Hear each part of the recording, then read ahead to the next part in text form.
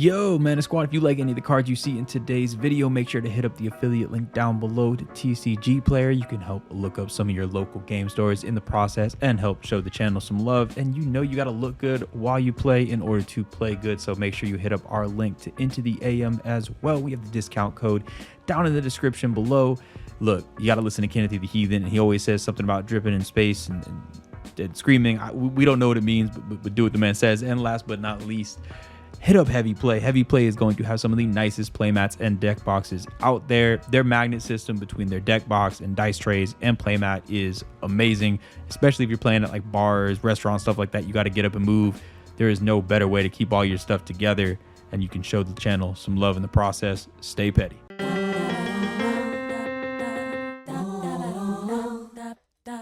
Welcome back, everybody, to another episode of Command Center, where we like to put our favorite commander, maybe even yours, front and center.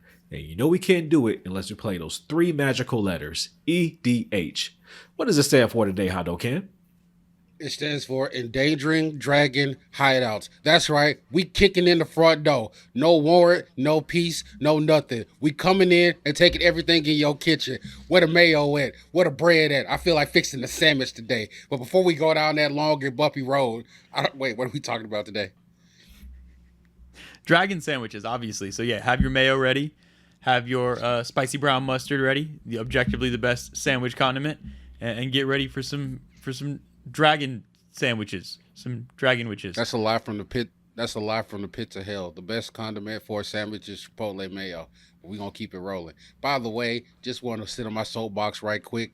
All dragons are just dinosaurs with wings. All right, they're dinosaurs are boneless dragons. I've been saying this for the longest. Wait, boneless? Is it like? Same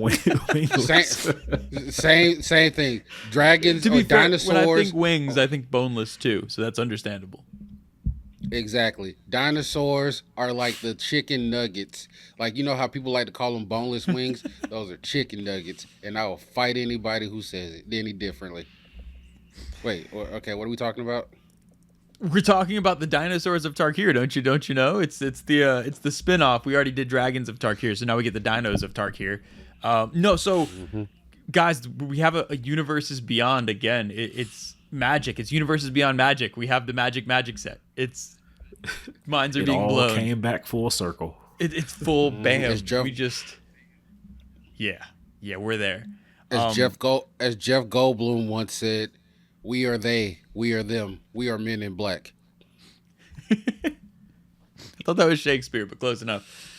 Were y'all playing during the original Khans block? Because Khans of Tarkir, Fate Reforged, Dragons of Tarkir, every time I hear somebody talk about those sets, it's like their most beloved time in Magic ever. Like, it's always that and Innistrad. Those are the two things I always hear about people talking about, like, that's their favorite Magic period. Were y'all playing around then? Yeah, that definitely takes me back, because Cowboy Kyle fell in love with, I think, Tassiger, the one that puts the delve mechanic, I believe. Like, it puts some stuff into your graveyard, and you can delve to cast it, like exile stuff in your graveyard to cast Tassiger. So he was high on that one. I think that I fell in love with probably a weird Abzan card that moves counters around. I can't think of his name right now, but it will be on the screen. It was a weird little deck, but it was also just a fun time for dragons and people, and then Zorgo, and then just seeing that whole flip around with the whole story. Like, that was when Magic really was like in its heyday of like getting digging in his bag for his storytelling, I gotta say. Yeah, it was. Oh, it's so good. Ken, what about you? You were about to say something before Seth started. Yeah, I remember playing with Khans. It was after a weekend that I had unfortunately got detained at IKEA because apparently you're not allowed to flip the tables there. So yeah, when I was playing with the Khans, they taught me spades and a couple other games like Bid Wiz and stuff like that. So that's the last time I remember playing with Khans. Why do I feel like you're the reason that Tassiger was hung around Silumgar's neck? I feel like that was like a bet that you were involved in where something went sideways, and it's just like next thing you know, you turn around and Tassiger is no more. I honestly not familiar with Tarkir. Honestly, the first time I heard it, it sounds like some sour meat wrapped up in a flour tortilla. So I'm not exactly sure what Tarkir is, or it That's could be pretty. the after effect of eating. Yeah, that's pretty much Tarkir. It was time travel. It was end game before end game. You know. Bam. Okay, so yeah, sour meat wrapped up in a flour tortilla with jalapeno and pico. That's exactly what Tarkir is, or it's either the after effect of eating that sour meat. No, I didn't have an attachment when it came out, but some of my favorite commanders of all time are from Tarkir. Obviously, Tasigur. I've always had a soft spot for the Banana Man. Sing me a song, Banana Man. Sidisi is obviously one of my favorite decks and continues to be one of my favorite decks. So like, I think you have to tell the people like why you keep saying what you keep saying about Tasigur. It's not always that obvious until people point it out. Oh, yeah, I had no idea what the hell you talking about. Wait, especially, I thought you made up the Banana Man thing. I don't know what that is. So in Tasigur, the original Tasigur's art, there's like a zombie in front of him that has a fruit bowl on its head, and there's a banana in it. So he just got a whole zombie head fruit bowl with bananas and everything at the ready. So he's the Banana Man. He stays ready with his fruit no matter what. He gets surrounded by death and rot, and he still has fruit. Yeah, because scurvy don't care if you don't eat meat. Yeah, you need to get that potassium in you. You need to get something in there. See. Otherwise, you walk. Otherwise, you out here walking funny like 2 Chainz. We're here to talk about Dragonstorm. Dragons. And Ken, I'm very excited about this because you play more legendary dragons than anyone I've ever met.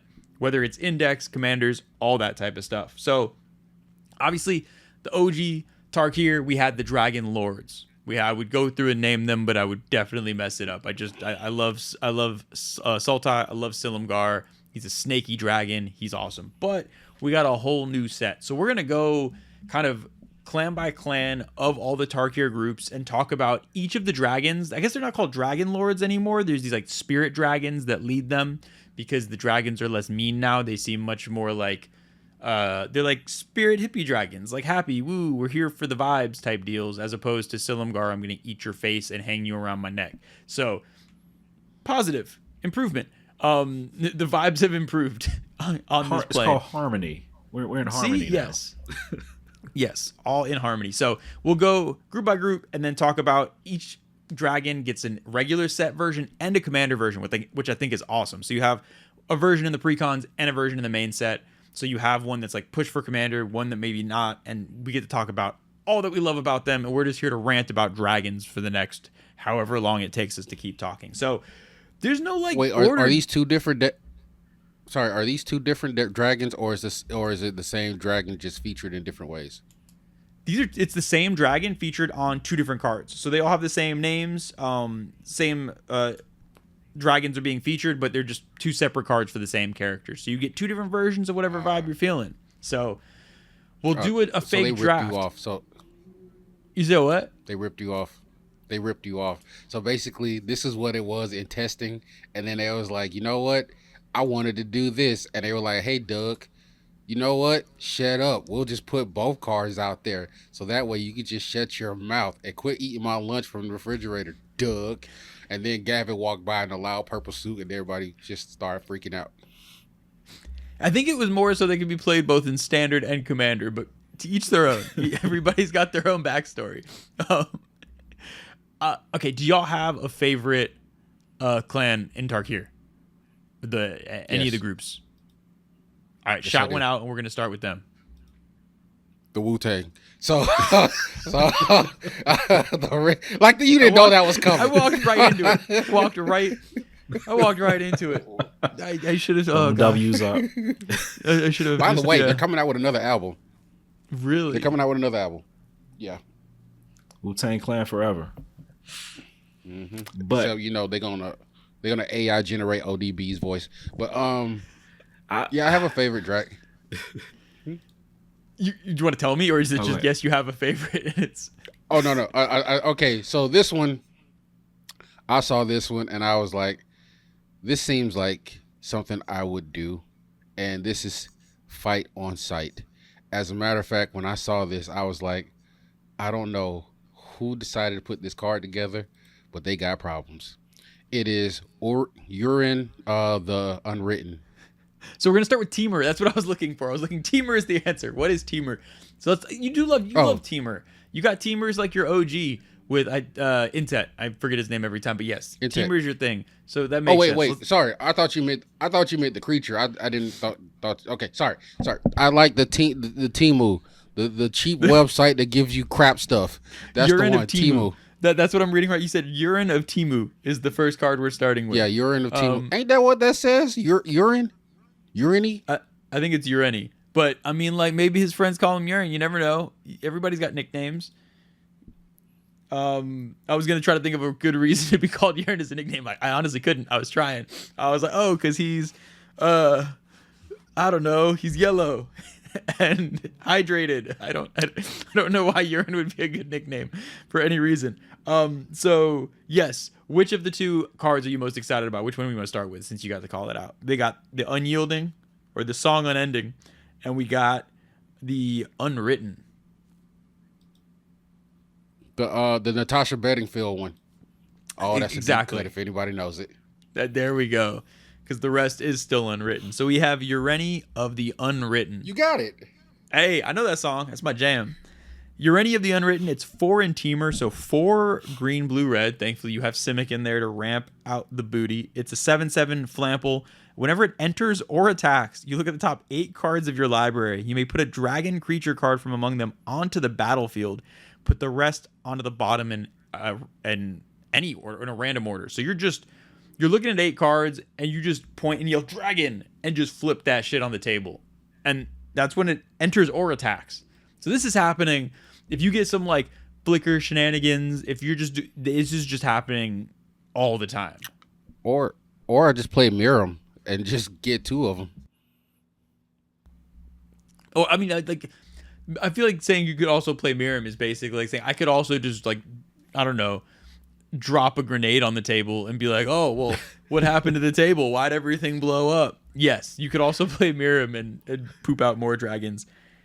This card is wonderful. It is like, I love the ETB attack. It's like the Titan text almost of like you getting the double triggers there.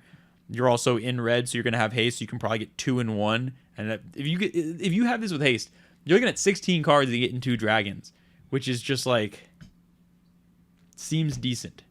All right, so we're gonna get a comparison, then we'll get the analysis. Actually, yeah, we'll get the comparison, then we'll get the analysis. Oh yeah, the Ureni number 2 is just a trash bastard. But yeah, go ahead, Sid. Yeah, so Ureni, the Song Unending, is the second version of this card, which is 5 in Temur. So it's 5 red, blue, and green. This is basically a pretend Ur-Dragon, I guess. It's a 10/10 flyer, and it's a spirit dragon. It has protection from black and white. So that's a little bit of it's an Animar, a little Animar flavor. I was about to say, he thinks it's Animar here. I call it Michael Jackson because it doesn't matter if you're black or white. What? Yeah, go ahead. Dude. You made it funny. All right.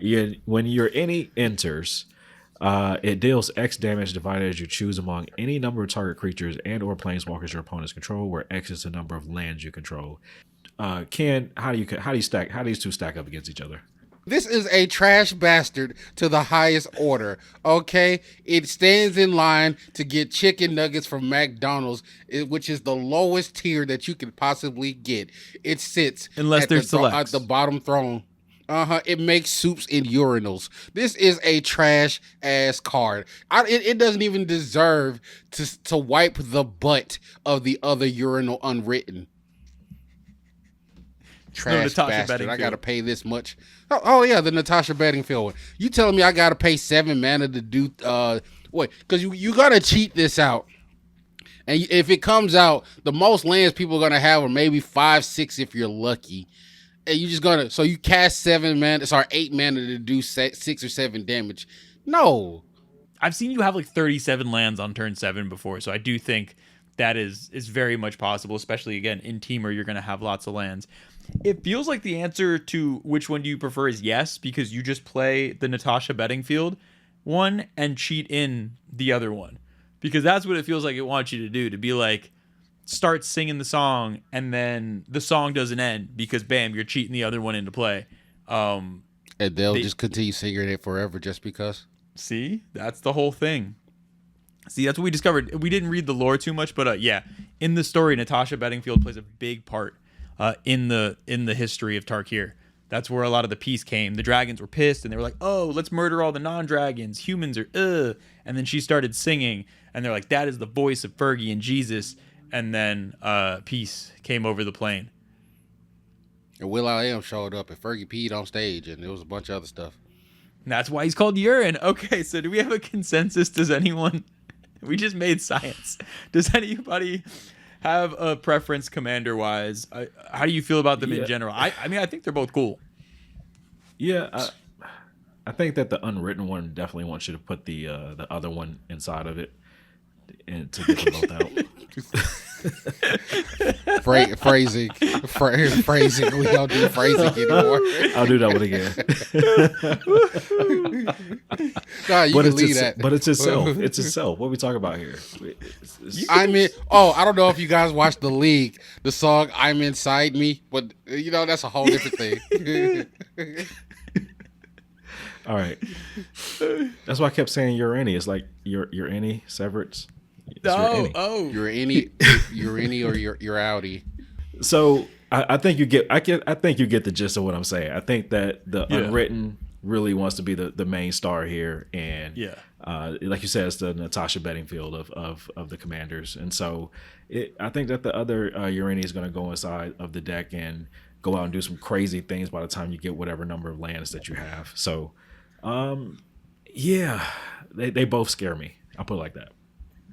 So what I will say is, if you sit down with the song unending, that whole table is going to murder you fast, because they're like, the second they get to 8 mana, it's just a commander that says wipe the board as often as possible, which is just like, nobody wants that. So if that thing's in your command zone, you're going to get attacked early and often, versus Natasha Bedingfield seems like it's a great time. Like, you're getting to, it's almost like a Gishath type effect, but without getting all of them, only getting one of them. So it's more of a, like, it's very powerful. You can super abuse it, but I'm not going to lose my entire board every time Natasha enters. So I think it's cool. Seems like a lot of fun. And the most Temur thing ever is that they're both like 7 and 8 mana and a 7/7 and a 10/10, and they're just giant shiny dragons. Like, that feels like what Temur wants to do. So I'm feeling both of those. They feel very Temury. All right. So number 2 on the list of things. Can you pick Temur? Said, what's your go-to? I think I have one in my head that I think you like, but I don't know what you're going to go with. Yeah. I want to talk about Jeskai because I never really get Jeskai to work, but I'm going to Abzan because that's where I feel at home for some reason. I really wanted to do Sultai, but I know that's your jam, so I'll let you talk about that. But okay, so I'll start with Baitor Ancestor's Voice for 2 and Abzan. Spirit Dragon, like you said, 3 power, 5 booty, flying, and lifelink. All right, so we gaining life with this one. At the beginning of your end step, put a number of 1/1 counters on up to one other target creature you control equal to the amount of life you gain this turn. Return up to one target creature card with mana value less than or equal to the amount of life you lost this turn from your graveyard to the battlefield. So this is some life gain, life loss, and recursion shenanigans. That's a lot staple to that one dragon. We'll come back to that in a second. The other one is Baitor Kin to All, also 2 an Abzan. This is a just flying dragon with 5 power, 7 booty. All right, also a dictionary. At the beginning of your end step, if creatures you control have total toughness 10 or greater, draw a card.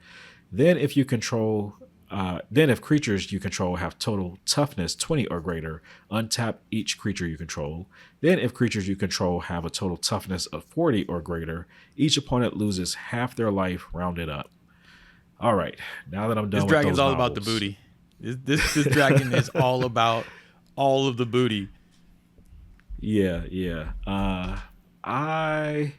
I think I'm more so keen to Ancestor's Voice just because it's actually something that I've done a little similar to some other stuff in the past. Not sure if you guys are familiar with Sapling of Coffners, I believe. Sapling of Kolfinar? Is what it's called.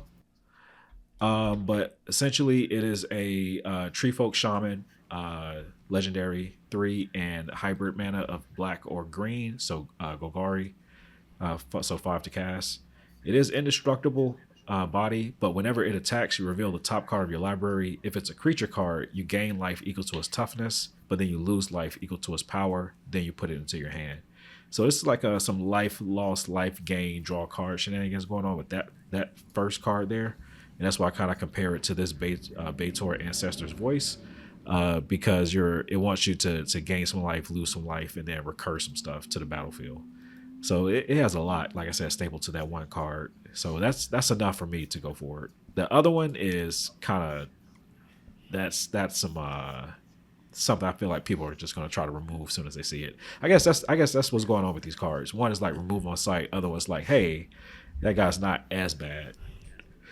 To be fair, if you're a legendary dragon, especially like story wise, that fits in with Tarkir, you better be scary enough to remove on sight. Because if there's like a dragon leading one of these things and it's just like, oh, that's kind of cute, I feel like that's a problem. I feel like they should be some level of scary to some. But yeah, Kin to All just feels like it's like a Doran deck, but different. So instead, like it feels like it's Doran, but like a detour. So instead of just immediately having your butt slap people, it's instead I'm going to draw cards and untap things, and I'm also going to have my opponents lose half their life. So it's interesting because it's like you want to get a ton of toughness and not necessarily attack. You just want a ton of toughness and like basically have a wall and start draining people for half their life.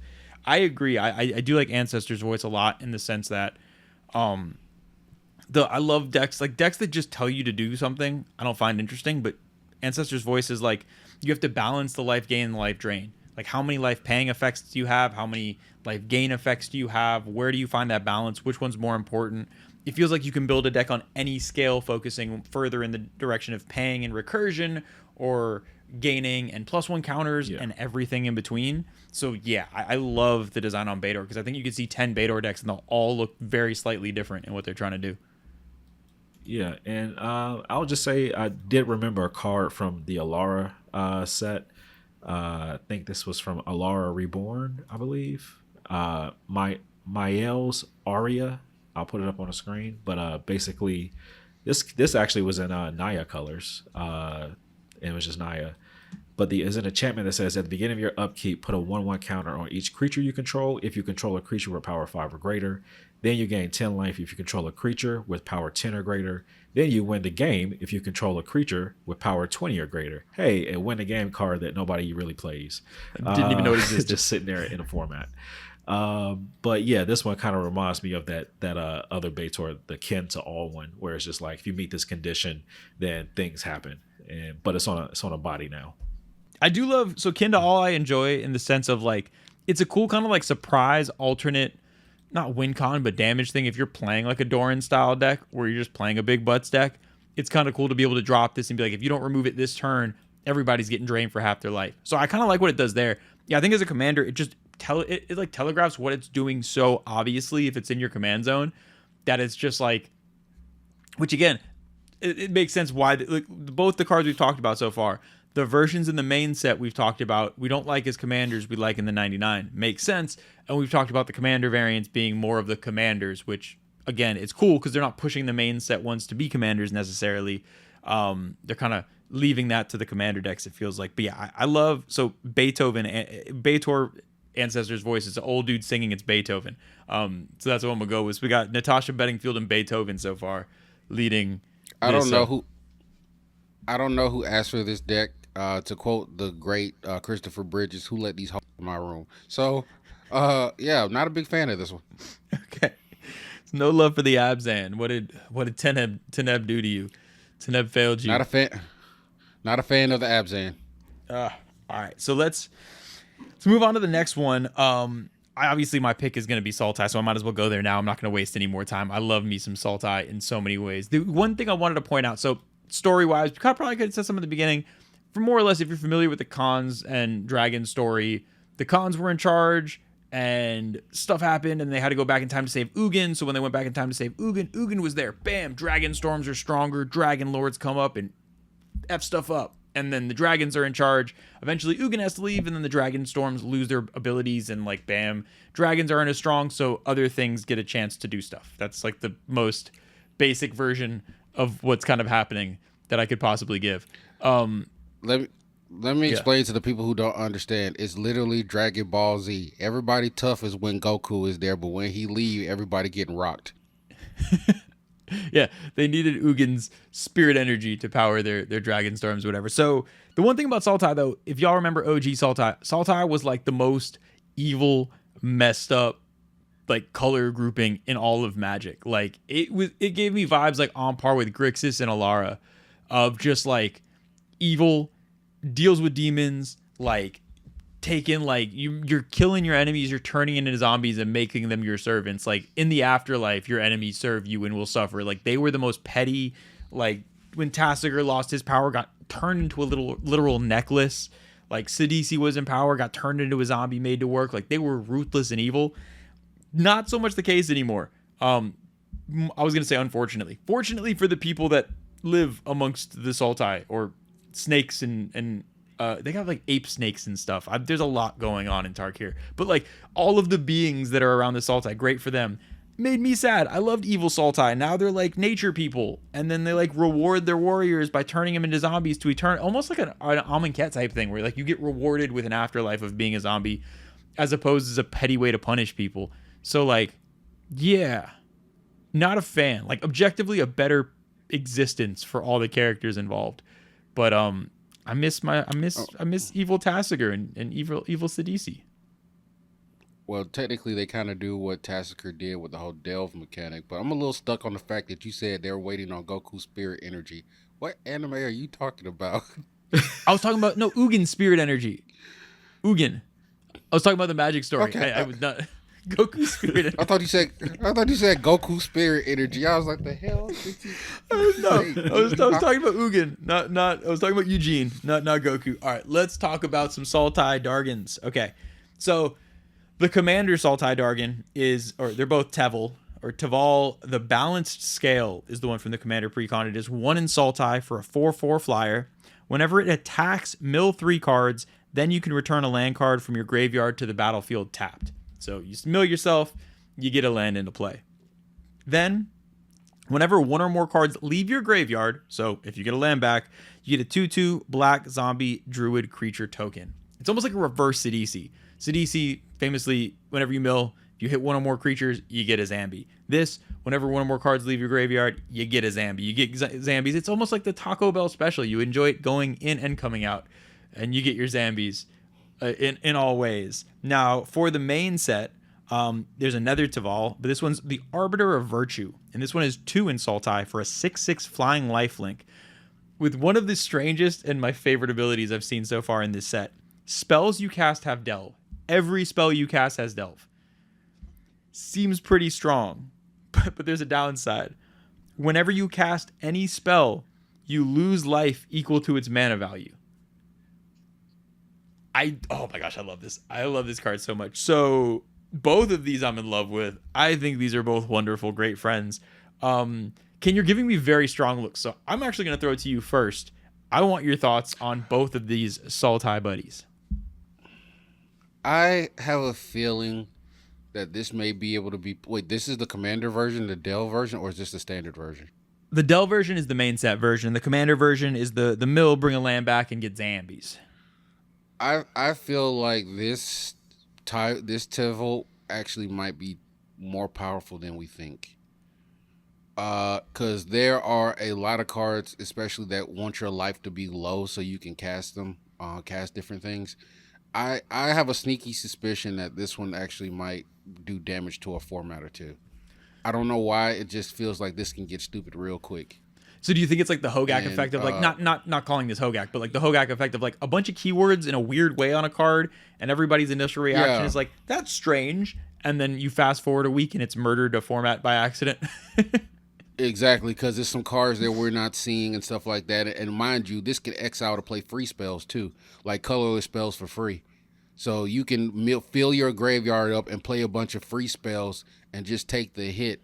So I will gladly, mill a bunch of cards, play a Eldrazi for 8 or 10, and just murk you. This balance of graveyard filling and delving and life loss, of where you effectively need life gain to turn into your mana because everything you cast loses you life, yet you can delve things away. In a weird way, it reminds me so much of the balance of playing like Valgavoth, of where you're casting a bunch of your opponent's things for free, but you're just paying the life to do so.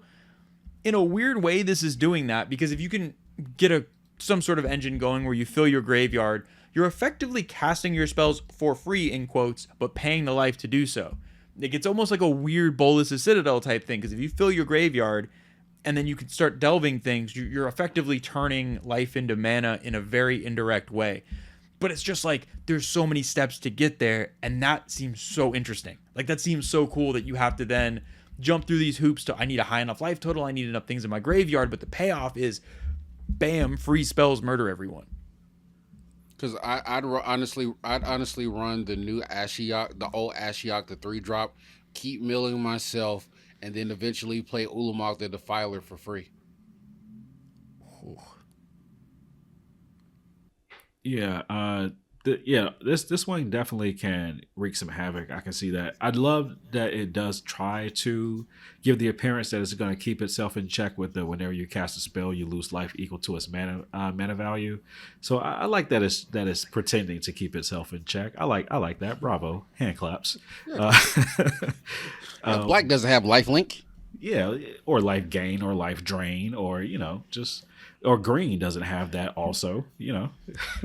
I'm scared of that one, and I'm probably not as scared as the other Tevel, the Balanced Scale, but I do feel like there's something that is sneaky about this one that people probably need to watch out for, and it's the fact that it turns your black zombies into, first of all, they don't come in tapped or whatever. I like that, but it's the fact that they turn them into zombie druid creatures, and it's a specific word in there that catches my eye. It's druid. You see where I'm going with this?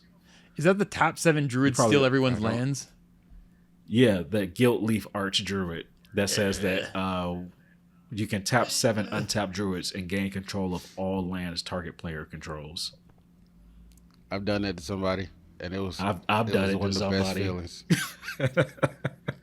This just made that so much easier. Well, it made it a little bit easier now. I just feel like that. I do have a question, judge question. So if you were to play Platinum Imperium with this, it just negates the life loss? So Platinum Imperium says that your life total can't change. My guess is that would negate it, because the life isn't a part of the cost. So if your life total can't change and you need to pay life to spend mana, then you just can't cast a spell because you're not unable to pay the life. As neither of us being judges, our best estimate is yes. And that's where I think it can get weird, is you're going to find some strange synergies to break this, but it's still fun because, like, there's so many commanders I feel like that have been printed in the last 5 years that you don't have to think at all. You see it and you're like, well, that's what it does. Like, not even in a bad way, but like looking at Baator Kin to All, we talked about with the butts. You look at that immediately, you know this is what the deck does. You don't really have to think. It's just like, okay, I found a bunch of stuff with toughness, throw it in there, bam, deck solved. Teval, I feel like I could sit there for 2 days and come up with like 12 different ways that I want to try to make this work. And then even once I figure out how to make it work, trying to figure out like a balance of the ratio of how much life gain do I want, how much mill do I want, what am I cheating into? Because it's the whole thing, if you're delving into big spells, you have to delve into something worth it. If you just gain a bunch of life and mill your graveyard, if you're not casting anything impactful with the cheating mana, why are you doing it? So it's just, I like it. If you couldn't tell, I think it seems super fun. You're just gonna delve into. You're just gonna. No. Derek is going to. He's gonna finally. What's the spell that you love? You haven't cast Villainous Wealth. He's gonna Villainous Wealth himself. I'm gonna find a way. Y'all, they printed, and I'm gonna end the video. This is not part of this video. I'm gonna sneak it. They printed Villainous Wealth, the creature. I don't know if y'all saw it, but there's a Sultai creature that is Villainous Wealth. So we'll get to that in a little bit. But for the Sultai, if I had to pick, I do think of the two Tevils, like I like the design of Arbiter of Virtue, of the life paying and the delving better. Yeah, so that's my favorite. Having said that, the Balanced Scale is immediately going into my CDC deck, like immediately, because it mills you, ramps you, and rewards you for things leaving your graveyard. So if you get like this out with like a life from the loam situation where you're constantly life from the loaming every turn, you're basically, again, you're getting that Taco Bell situation. You're getting zombies on the in and on the out. Like, it's just, oh, it's so good. It's so good. I love Sultai. Okay, we have 2 left. I don't know where y'all want to go first. You know what? Let me jump over to Jeskai because sorry, Can I take Jeskai? You got Jeskai? All right. No, I just want yeah. So as far as the Jeskai, we have Shiko. Birth versions of Shiko. We have Shiko and Narsec unified, and we have Shiko Paragon the Way. And next we're moving to the next dragon. Dude, like that for the Jeskai? No love at all? Yeah. Those are the shittiest dragons I've ever seen in my life. Well, I'll read them anyway. All right, so we got Shiko, Paragon of the Way. This is the one from the main set. It's 2 and Jeskai for a 4/5 flying in Vigi. When Shiko enters, exile target non-land card with mana value 3 or less from your graveyard, copy it, then you may cast the copy without paying its mana cost. So it's like a weird version of, I love Vadrock, the mutate commander that lets you mutate 3 mana or let you cast 3 mana or less things. It's a weird way to cheat a 3 mana or less thing. Only on entering, weirdly enough. It doesn't let you win on attack like some of the other ones do. It's just on enter. So it's a worse Sun Titan. Yeah.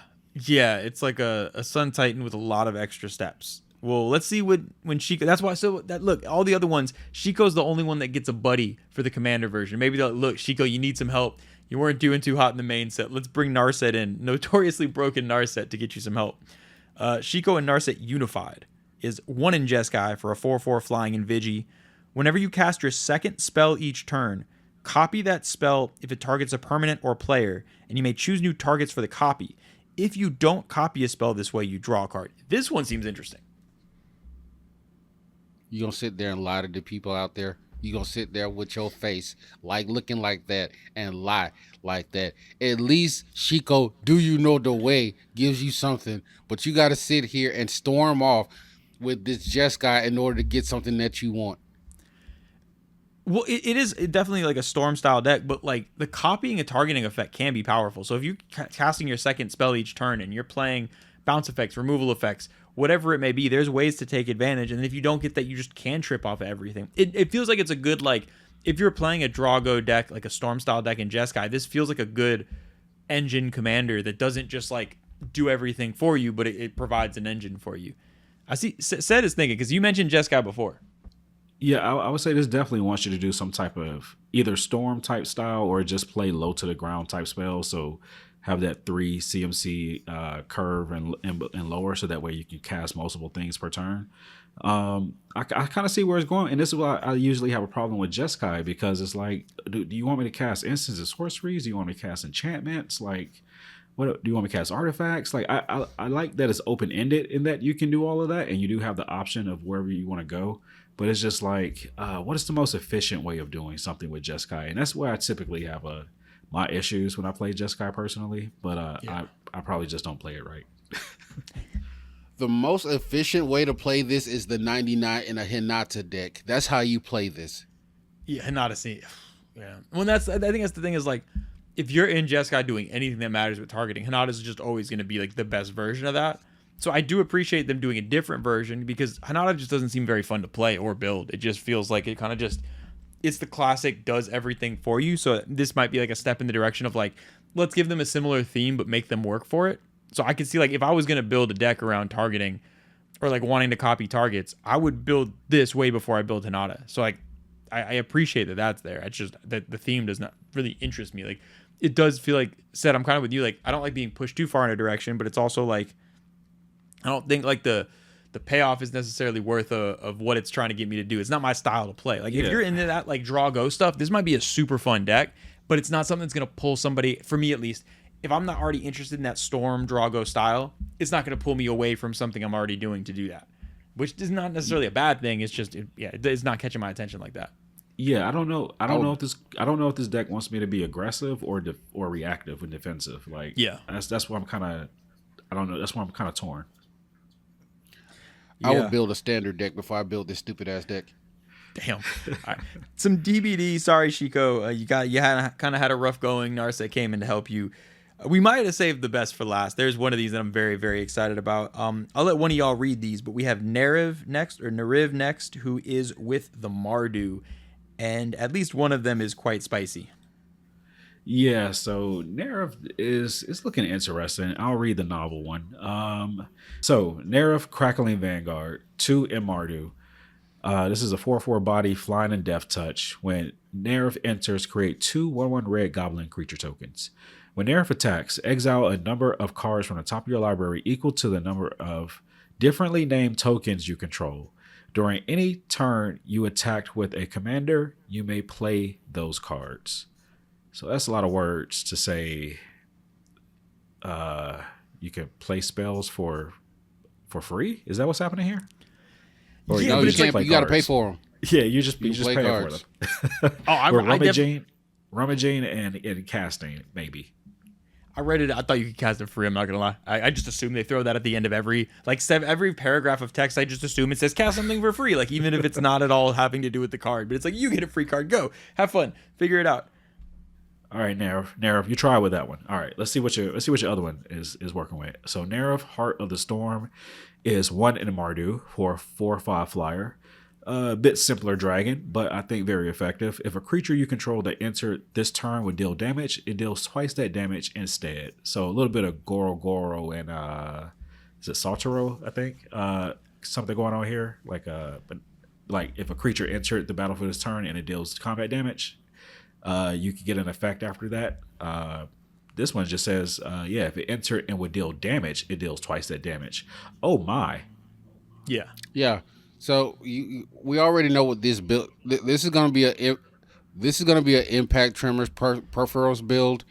The first one version I don't care about. I mean, I've seen goblins do it way better and more importantly, effective. I don't think with Peripherals and Impact Tremors the enchantment the creature isn't not doing the damage. Oh, okay. Yeah, you have to find effects that says the creatures do the damage. Exactly. So like your the Inferno Titan type deals? The Titan. I was gonna say if you sneak attack in like a Terror of the Peaks and then just sneak attack a bunch of giant things into play, you could just blow up the table in one go. But you also have the benefit of like you could also just have hasty creatures. Like it can go either way. Like there's a bunch because they didn't specify combat damage, there's a bunch of ways to take this. Where you can go like a burn version, you can go an aggro version. Yeah, Kent, what you got? Does this include infect? Infect is damage, so infect would be doubled, yes. So if you have a hasty Skittles ready to go, it goes immediately to 8 infect off of one swing with Skittles. Okay. I'm scared. You two can taste the rainbow. You two can taste the rainbow. We're in danger. We are very much in danger. This is the standard one, y'all. Yeah, the standard one seems so fun. Again, because you can take it different directions. You can go a full burn build. You can go a full aggro build. You can try to find unique ways to just fling things. Like there's so many. Again, I don't know if flings. There's so many. That's the other thing too. So many cards specify what deals damage. Fling says the creature does the damage. Okay, because there's so many different like subtleties in the way cards are phrased that make this card count, and that's super fun. Because you're basically going through like lists and pages of cards trying to find the exact right phrasing to find something cool to do. Yeah, Kent, you got it. I just want to throw that out here that double strike is now quadruple strike. I just want to put it out there. Yeah. And quadruple strike is a crime. So I think we've read off all of the dragons now, right? Oh, I did want to talk about the other Nariv real quick. Okay. The one with the tokens. Okay. I feel like we passed over that a bit. What I love about that is it's a dragon that enters and makes goblins. So like obviously I'm gonna like it already. But one thing I noticed as someone who loves token decks is so many times when I'm building token decks, you end up just putting in like the kindred synergies in the deck based off the type of tokens you're making. So like Sidisi is a good example. It makes zombie tokens. You just make so many zombies that you're like, well, why don't I put other cards that make zombie tokens? And then some zombie synergies. And then by the end of it, you're like, wait, I just made half a zombie deck. That happens with like a lot of decks that make elf tokens and all these things.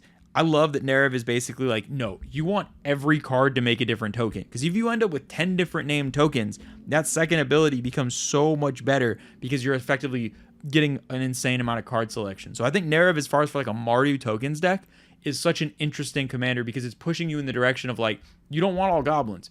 You want some goblins, you want some humans, you want some zombies, you want a mix of everything. And that will get the engine going. And that, to me, is a very interesting deck to build because, like, again, most token decks have some sort of token that is the focus. It's either a lot of zombie tokens, a lot of goblins, whatever it may be. And this just pushes you in a bunch of different directions and having to find a way to make that work of like, okay, well, I'm not going to be running any Lord effects or like any of like the zombie drain effects or any of that type of stuff or like the goblin effects, like sharpshooters and stuff, like not sharpshooter, but you know what I mean? Like the goblins that can like sack goblins for mana and that type of thing. You don't want that. You want to find all these unique synergies. So I think it's cool, even though it's Mardu tokens, but it feels like a slightly different take on it. What was that card from? Was it Toby Beastie Befriender? Enters the battlefield, you create a 4/4 white beast creature token. Yes. As long as you control 4 or more creature tokens you control. No, that's not the one I'm thinking about. The Monsters Inc. one. Yeah, no. where you create an imaginary friend. Oh, yeah. As long as you control 4 or more creature tokens you control have flying. This was that one I think that some people build kind of open-ended, where it's like, you know, just creating any type of like whatever tokens you can kind of find. I think this is a deck that some people use for that. So that kind of gives me that vibes, but then I'm also just like, I personally wouldn't want to play it because you're forced to rummage. I think rummage is the right word, when you're taking cards from the top of your library and throw them into exile.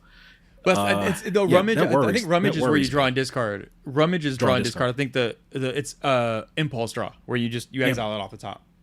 Impulse, yeah, okay, yeah, a permanent impulse where it's just like every time this one attacks, you gotta kind of pace yourself because you're kind of doing a little self mill there, and it's like how what's your token count? Like, are you trying to go straight? You know, trying to go to the moon with this, or are you trying to pace yourself? Like, what are we doing? No, that's true because you don't. I didn't think about that. Where it's not like you're getting the cards back onto the bottom. It sounds like it's just a perma exile, which then because whenever exile any number of cards on top of your library equal to. Yeah, so if you do that too many times, you're just out of cards, which, again, to me, that's interesting. It's like a drawback. Like, you need to find that happy medium. You're right. What is that happy medium? Maybe you only want 5 or 6 token types. Maybe if you get 10 or 15, you're just going to end up decking yourself and having nothing to play. So, like, that's a cool, I don't know, it's an interesting synergy to me. All right, so yeah, that wraps it up for all the dragons. I think we like the Dargans. It feels like we're in on them. This very much feels like again, it's universes beyond Magic the Gathering, and we got some just amazing dragons, and they're just all of them outside of that one Jeskai one. Oof. But outside of that one, they all seem like very fun to build around, like very interesting. Like, I'm a fan. But there is one more card I'm a fan of that is not a dragon, but I'm going to talk about it every video we do for Dragonstorm because that's what I do. It's Kotis the Fangkeeper. Kotis the Fangkeeper is 1 in Sultai for a 2/1 with Indestructible. And it has the text, whenever Kotis deals combat damage to a player, exile the top X cards of their library where X is the amount of damage dealt. You may cast any number of spells with mana value X or less from among them without paying their mana costs. It is just the text of Villainous Wealth, except damage instead of mana spent. It's just literally Villainous Wealth. So that seems fun. You could build a Villainous Wealth deck around Villainous Wealth. You could have the sorcery, you could have the creature, you could just have it all. Yeah, it's just a Voltron deck that casts your opponent's spells, which is like everything I love. So that seems like it's going to be a very good time. It's literally, not to pull from Ken's joke, it's Villainous Wealth with extra steps. And just like all the extra steps, because you gotta suit it up, you gotta make it unblockable, you gotta swing, you gotta do a whole bunch of extra stuff. But yeah, they're like, you like Villainous Wealth? Well, let's give you some Villainous Wealth with your Villainous Wealth. All right, so we've ran through those dragons, and we've even thrown in a bonus, I guess, Villainous Wealth, just because why not?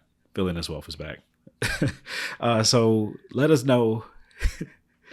Definitely let us know in the comments which one of these 10 dragons or their counterparts of these 5 dragons here do you feel like are the strongest, or do you feel most excited to play? Honestly, I feel like that Shikai, what's that one? That Jeskai one. I honestly think that's one's going to be like a sneaky sleeper in like some format that we don't really pay attention to because we're trash evaluators of cards. But yeah, what are you guys thinking? Just let us know in the comments. And also, we'd like to let you guys know that we are officially tasked to be at MagicCon Vegas. We will be in Vegas the entire time. So for all those people who swear up and down they got smoke, I told you, come get some if you want some. I don't want to see. And I loved it too, because last time I gave you the work. I gave you the business that you asked for. And you know what? None of y'all delivered. I'm sorry. None of y'all brought that pain. You got served all day. Extra fries, no nuggies. But we'll be in Vegas. Come get some if you want some.